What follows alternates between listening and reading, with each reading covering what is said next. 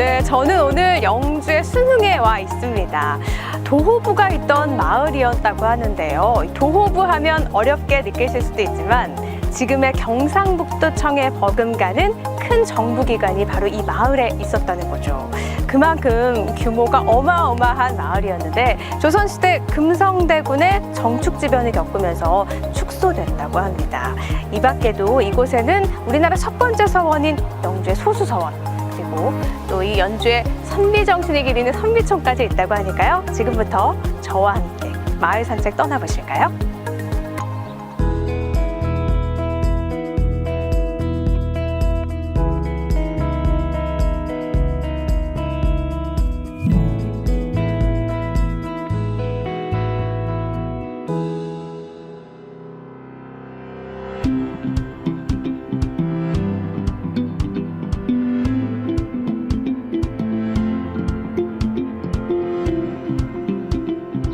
저희가 지금 봉도각이라는 곳 앞에 나와 있잖아요. 이 정자가 조선시대에 지어졌다고 하는데 와보니까 선인들이 풍류를 어떻게 즐겼는지가 그대로 느껴져요. 정말 좋은데요. 그렇죠. 네.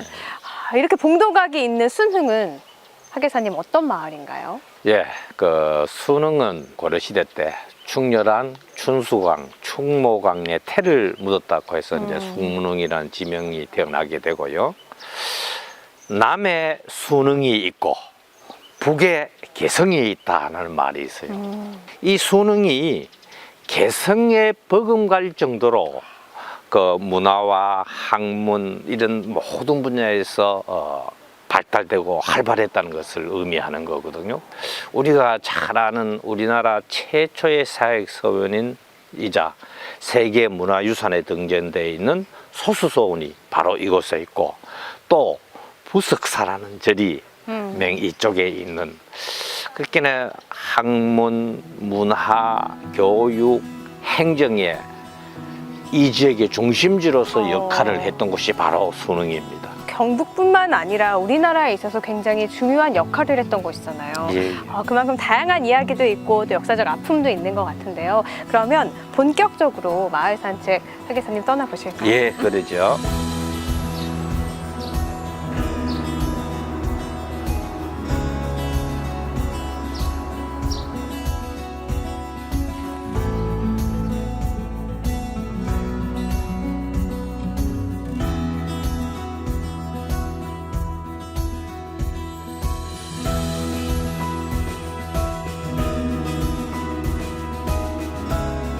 저희가 지금 이 금성대군 신단에 와 있잖아요. 예, 이곳에 얽힌 이야기들도 참 많죠. 예. 금성대군이 한양에서 생육신, 사유신과 더불어서 복위운동을 하게 됩니다. 그래 그것이 빌미가 되어서 바로 이곳 순흥으로 유배를 오게 되죠.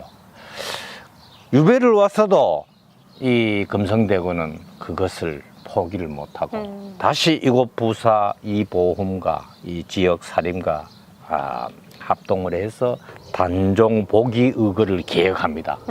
그런데 사전에 노비의 고발로 해서 물거품이 되고 이곳 순흥도 부도 폐지되고 정축년에 이쪽에 많은 사람들이 죽게 됩니다. 그래서 그것을 정축지변이라고도 얘기를 하는데요.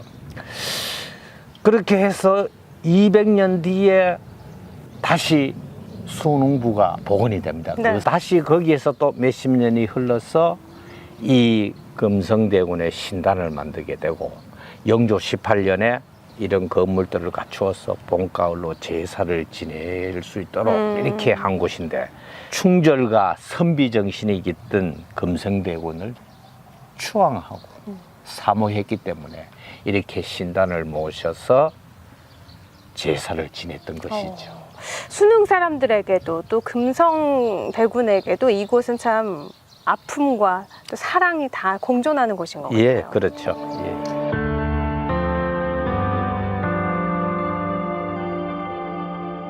순흥 선비촌에 와 있습니다. 이곳에 오니까 한적하고요. 자연을 즐기기에 너무 좋은데 선비촌이 어떤 곳인지 소개해 주실 강명숙 해설사분 모셨습니다. 안녕하세요. 안녕하세요. 반갑습니다. 네. 와보니까 소문으로만 듣던 것보다 더 좋더라고요. 그렇죠? 네. 선비촌이 어떤 곳이에요? 선비는 학문을 하고 그다음에 행동과 예절이 바르며 어리와 원칙을 지키는 그런 성품을 가진 사람을 선비라고 그래요. 네. 그러면 영주는 선비의 고장인데 그런 선비들이 많이 계십니다.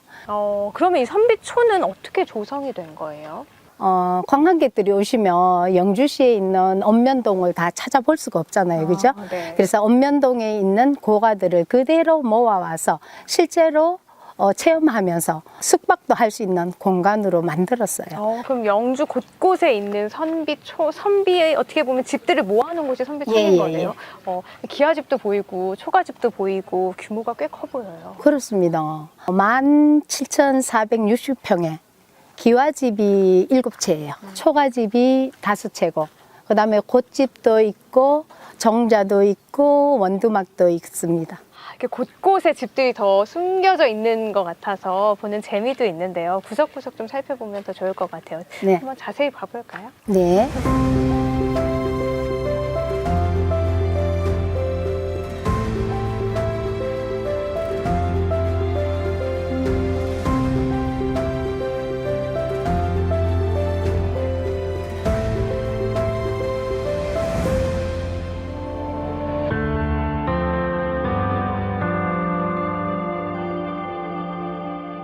네, 여기는 소수서원인데요. 이곳은 회원 안향 선생님으로 인해서 세워진 서원인 거죠? 예, 예. 근데 원래 소수서원이 처음부터 이름이 소수서원이 아니었죠? 아니죠. 예.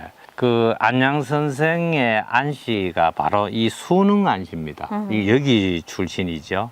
그래 안양 선생이 우리나라 최초로 주자학을 받아들여서 발달시키고 또 그다음에 새로운 조선족 건국되는 데 있어서 안양 선생의 제자인 정몽 정도전한토로 이렇게 돼서 그게 조선조 500년을 지탱하는 기틀이 되잖아요. 네. 그러다 보니까 여기에 풍기 군수로 있던 주세봉이라는 사람이 네. 여기 자기가 군수로 해서 보니까 이렇게 그 훌륭하신 선생을 모시는 서원도 없고 하니까 안타까우니까 이제 여기다가 백운동 서원을 건립을 하게 되죠. 예. 그러면 백운동 서원이 소수서원으로 바뀐 건데 예. 이름은 왜 소수서원이에요? 이제 태계 이황 선생이 단양 군수를 하다가 이 풍구의 군수로 이제 오셨죠. 그래 와가지고 이래 보니까 이 서원 관리라든지 이런 게 어려움이 있으니까 명종 임금에게 이제 상소를 올립니다. 이 백운동 서원을 그 사액선으로 좀 해달라고. 태계 선생이 아주 말단의 군수였지만은 상소를 올렸는데 명종 임금이 그렇게 해줬다. 그럼 뭐 태계라는 그 인물의 상징성 이런 것도 우리 충분히 더듬어 알 수 있어요. 근데 이제 우리가 알아야 될 게 사역서원 가면은 속으로 가보면은 그때 사역을 할 때 토지를 줍니다. 논밭을 주면서 이 논밭에 경작을 해서 생산나는 것은 나라에 세금을 내지 말고 서원을 운영한 데 쓰라 이렇게 된 거거든요. 네. 그러니까 서원으로서는 사액 서원이 된다 하면은 엄청난 변화가 생기는 거죠. 그러네요. 예, 서원 운영하고 이런 데서 이제 자체도 조달이 되니까 그런 식으로 역사를 거치면서 이제 이 지금 유네스코 세계 문화유산에 등재되는 그러한 길을 걷게 되는 서원이 바로 이 소수서원입니다. 소수서원의 역사만 쭉 봐도 우리나라 서원이 어떻게 변했는지도 느껴지고요. 아, 그럼요. 네, 예. 그리고 사액서원이 어떤 서원인지도 더 알게 되는 예. 것 같아요.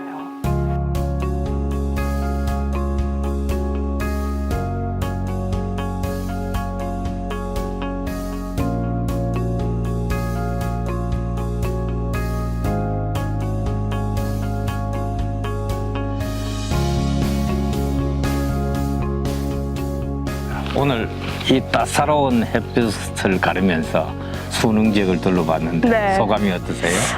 저는 그 어떤 산책보다 오늘 이곳을 돌아보면서 굉장히 풍성했던 것 같아요. 역사적으로 이야기도 많았고요. 워낙 유명한 장소도 많아서 그랬던 것 같은데 한마디로 표현하면 종합 선물 세트가 아니었나 예, 싶거든요. 하계사님은 어떠셨어요? 예, 저도 오늘 이 수능을 둘러보면서 금성대군, 또 안양 선생, 태계 선생, 주세붕 선생 이런 분들을 이렇게 접하고 나니까 조선조 유교 사회로 되돌아온 것 같은 그런 강한 느낌을 받았습니다. 과거로 타임머신 하셨네요. 예, 예. 네, 이렇게 영주 순흥 지역 곳곳을 살펴봤는데요. 옛 도호읍이 있던 큰 마을이 쇠락한 이야기, 그리고 성리학의 시초인 안향선생, 그리고 선비 정신을 그대로 이어가는 선비촌까지 정말 중요한 역사적인 이야기들이 다 담긴 그런 산책이 아니었나 싶은데요. 다음 마을 산책에는 또 다른 이야기가 숨겨져 있겠죠. 벌써부터 기대가 되는데요. 예. 그러면 우리 다음 마을에서 산책해요. 안녕!